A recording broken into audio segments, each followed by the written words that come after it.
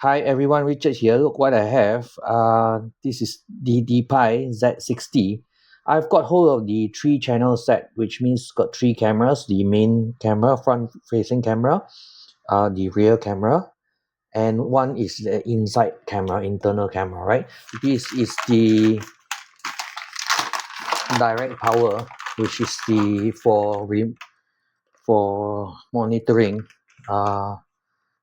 24-hour remote viewing or something like that if you're using 4G, but I've got this version which uses this is the what you call OBD connector. Okay, this goes under your dashboard where the OBD sensor is, and you plug it in to get the power instead of connecting directly to the fuse. So it has 24 hours monitoring as well as the aircon, the power. So it's easier. I would think this is neater than trying to tap any wires. That's why I got hold of this set.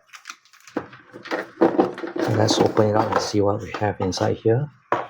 Additional stickers for the windscreen, and very importantly the cables. Okay, this is rear power cable, okay, to the rear camera, which is this one, right?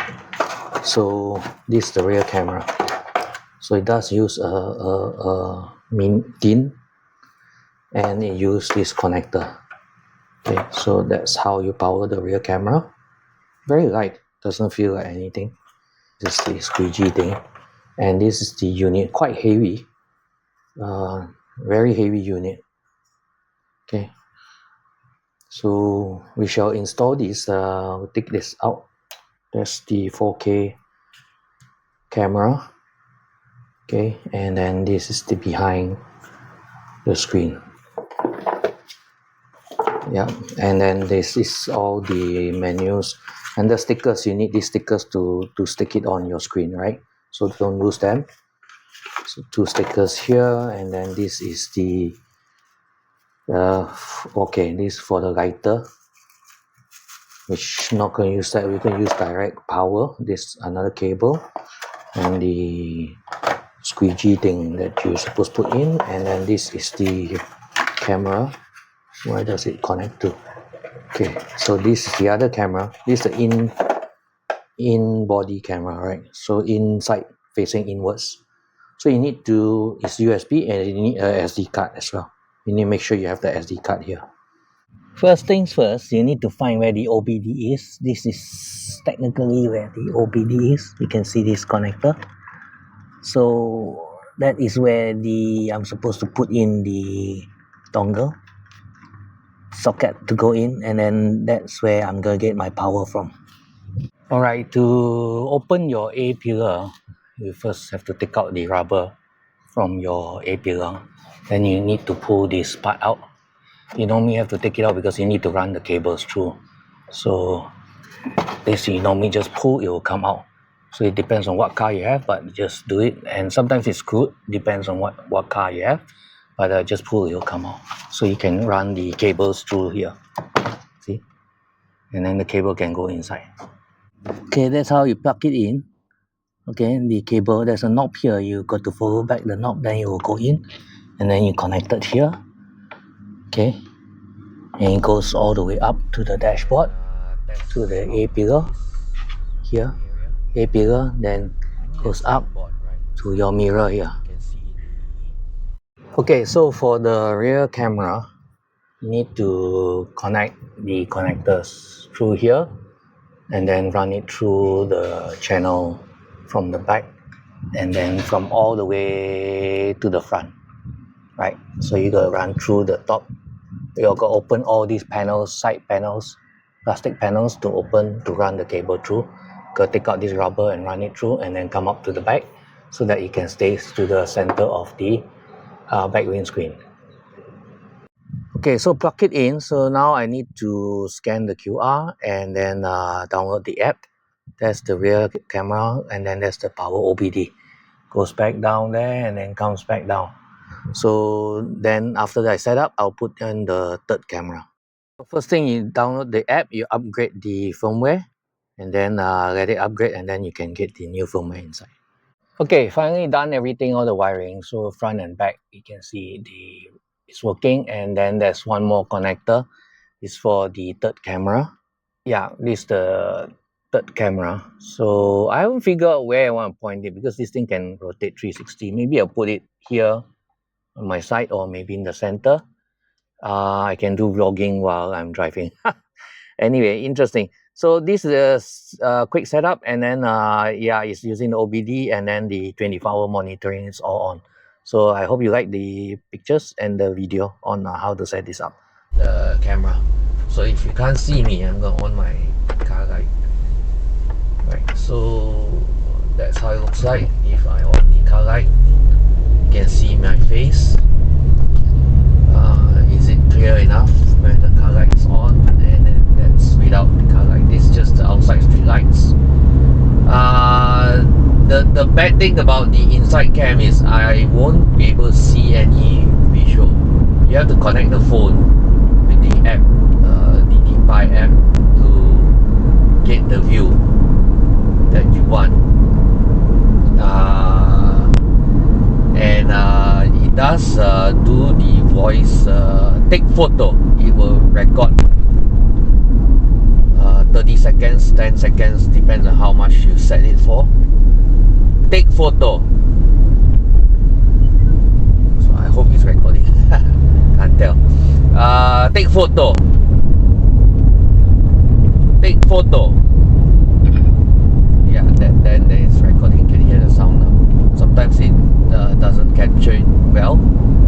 And you have to set the angle. The camera can rotate to the front and back, which is very good.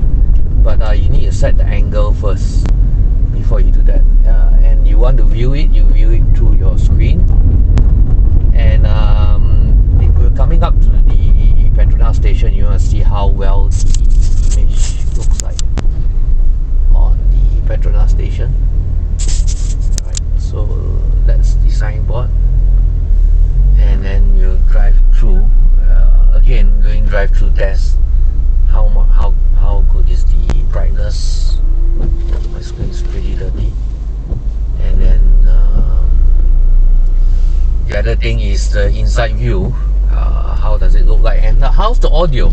Because I'm not sure how the audio will be until I edit this.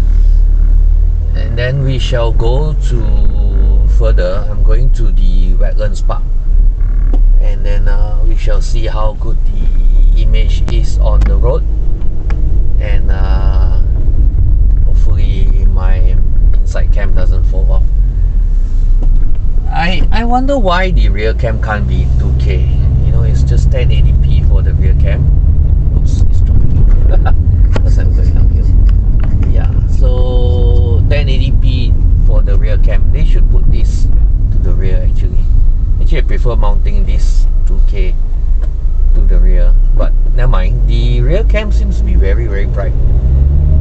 So it's 1080p for the rear probably is the right setting. It's oily in the front of my screen. Sorry for the visual. Now it's like after wiping is worse. I think it's the morning mist.